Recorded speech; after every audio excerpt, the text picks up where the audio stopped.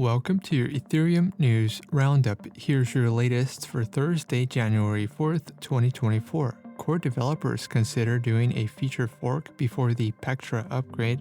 A vote goes live for Starknet version 0.13.0 on Mainnet. Arbitrum Orbit now supports custom gas tokens. And Gamma Strategies suffers an exploit.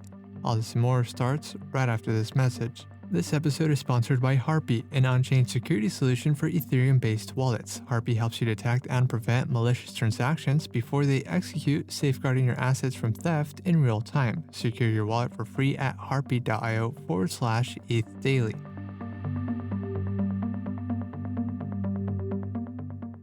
Ethereum core developers are considering whether to ship a feature fork before the Prague and Electra upgrade, also known as Pectra, which is the next upgrade after Denkun. Core developers agreed that Verkle should be a top priority for the Pectra upgrade. However, they estimate that Verkle can take 12 to 24 months to implement. Verkle, which is part of the Verge category on Ethereum's roadmap, is a new data structure that provides smaller proof sizes. Verkle aims to make stateless clients on Ethereum more feasible and simplify block verification. For the time being, most core developers are in agreement to ship a feature fork first while also working on Verkle in parallel. They compared the feature fork to Shanghai, which was a smaller fork that unlocked beacon chain withdrawals, while efforts remained ongoing for EIP 4844 blob transactions. The Denkun upgrade will go live on the Gorley, Sepolia, and Holsky testnets on January 17th, January 30th, and February 7th, respectively. A vote to deploy Starknet version 0.13.0 to Mainnet is now open.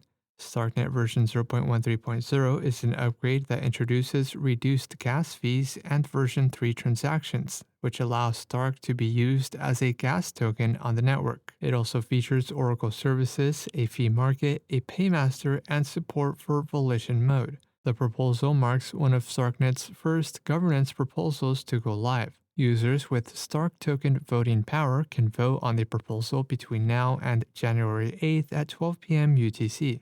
Arbitrum Orbit, a tech stack for deploying Layer 3 app chains on Arbitrum AnyTrust chains, now supports custom gas tokens.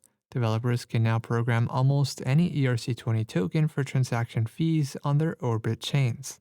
The ERC20 token must already be deployed on the AnyTrust parent chain, such as Arbitrum One or Nova. Despite using an ERC20 token for gas, Orbit chain validators may still need Ether for covering costs on the parent chain, such as interactions with Ethereum Mainnet.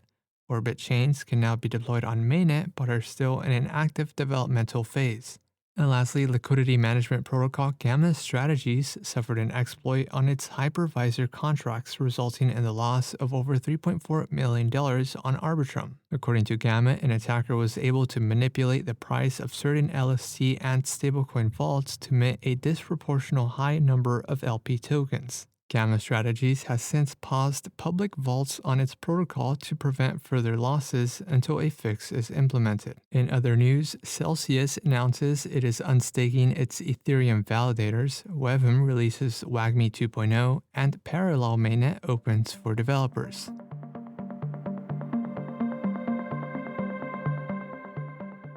This has been a roundup of today's top news stories in Ethereum. You can support this podcast by subscribing and following us on Twitter at ETHdaily. Also subscribe to our newsletter at ethdaily.io. Thanks for listening. We'll see you tomorrow.